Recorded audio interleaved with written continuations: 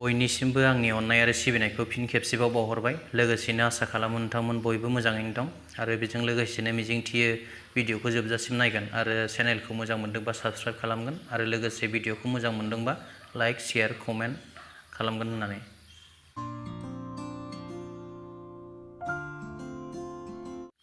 दिनै साथामसो दैदेनगिरिफोरनि खोथा जों खोनासंगोन बे भिडिअनि गेजेरजों।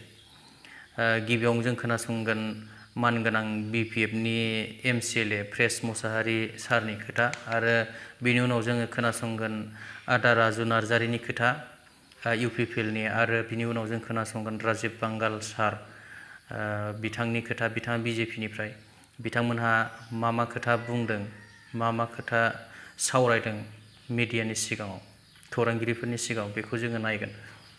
दा बेजों लोगोसे मोनसे खोथा, सानै साथामसो मानसिफोर दङ माने आंखौ बायदिसिना होनहरलागासिनो दं। हाग्रामानि जानाय, हाग्रामानि मोनजाग्रा, हाग्रामानि मानसि बायदिसिना आरो बेजों लोगोसे सानैसो दं गोजाम भिडिअ होनानै मा खालामनो सानदों, माबा भिडिअ खालामनानै माबा फैसा खामायनो जायगा मोनाखै नामा, मायाखै नामा बिदि होनलाबायदों आरो सोरबाया सिमानि सिङाव थानानै खोथा बुङो होननाबो बुङो।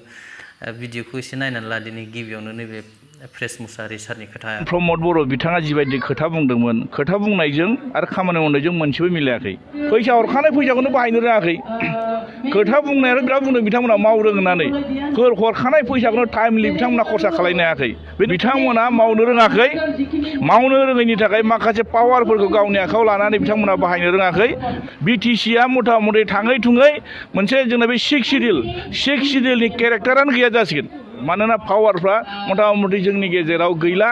डिसिआ हस्तक्षेप खालायनाय बायदि जाबाय, डिसिनि आखायाव पावारखौ हब्बाय आरो दा जोंनि गेजेराव बे सिक्स सिडिउल हिसाबै जोंना बिटिसिआव माखासे पावार लानानै जेरै 39टा डिपार्टमेन्टखौ लानानै जेरैबायदि मावनायनि मोनसे जोंहा खाबु दंमोन, जि मर्यादा दंमोन, जोंनि गेजेराव दा गैला। जोंनि गेजेराव प्रट'कल गैला, फान्डिंफ्रा मोजाङै फैला, जों मोजां धरनाव खामानि मावनो हानाय खाबु जोंनि गेजेराव गैला।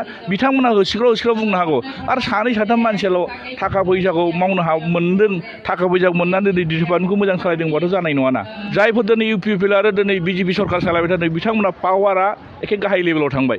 डिसिनाव गासै खामानिखौ सोङाब्ला जेबो खामानि मावनो हाया। आरो दा जोंहा बिटिसिआव जिथु माने रेभिनिउ जिथु कालेक्सन जायो, बे रेभिनिउ कालेक्सना फरेस्टनियाबो दिनै स्टेटआव थांबाय, ट्रान्सपर्टनियाबो माखासे दिनै बिटिसिनिफ्राय दिनै डाइरेक्ट स्टेटआव लांबाय। प्रमद बर' हिसाबै बेक्ति हिसाबै हाबिया बुंनांगौ दरखार गैया। खिन्थु दिनैनि थारिखआव पावारखौ नोंथांमोना मानो गुबुननि आखायाव गथायनानै दिनै मानो गावखौ सारेन्डार जानानै दिनै सालायदों?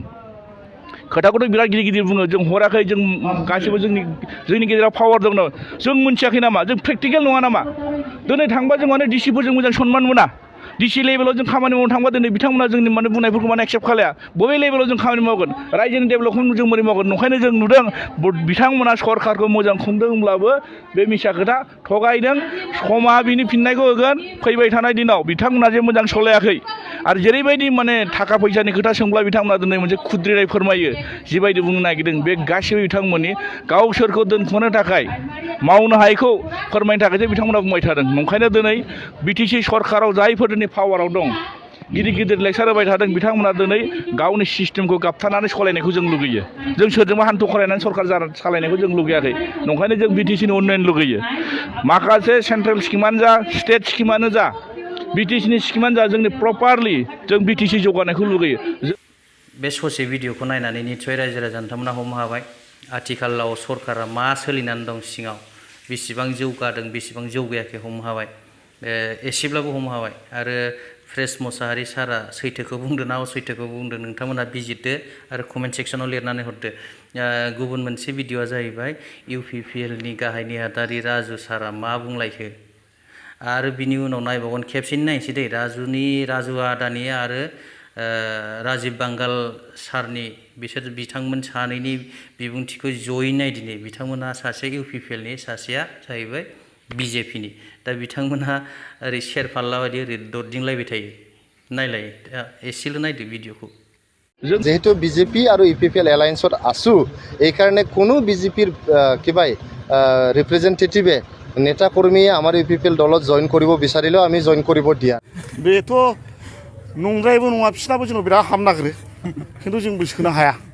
खोथाया सैथो, बिसिनाबो फैनो नागिरो, जोंना खमबावसो खिन्थु बिसिना जोंबो बिराद सोनो हायो जोंबो दा एलायन्स जानायखाय जों माने जोंबो सोआखै आरोखि बिसिनिखौ नङाबाथ' दानो ज्राव ज्राव फैयो खुनु खोथा गैया जोंबो सोथ'नाय नङा आरोखि जिहेतु सरकारा एलायन्स जाबायना मिलिजुलिथ' दानांगोन जाबाय जेब्ला मान सन्मानखौथ' लाखिनांगोन ना जोबथाजासिम 5 बोसोरखौथ' दानांगोन 5 बोसोरनि थाखायल' बिजेपिजों इउपिपिएलजों एलायन्स जादों भिडिअखौ नायनानै हमनो हाखाबाय नाथाय मोनसे खोथा बुंबावदों राजीब बांगाल सारा जे इउपिपिएल दोलोनिफ्राय ज्राव ज्राव माने बिजेपिआव हाबनो नागिरबाय थायो नाथाय मानो इउपिपिएल दोलोआ जुदि स्ट्रंबा इउपिपिएल दोलोआ जुदि एखेबारे गोख्रोंथारबा एबा मोजांथार दोलोबा मानो इउपिपिएलनि दैदेनगिरिफ्रा मानो इउपिपिएलनि मानसिफ्रा मानो ज्राव ज्राव बिजेपिआव हाबनो नागिरखो बे मोनसे साननो गोनां बाथ्रा जानानै थाबाय बे खोथाखौ बुंनानै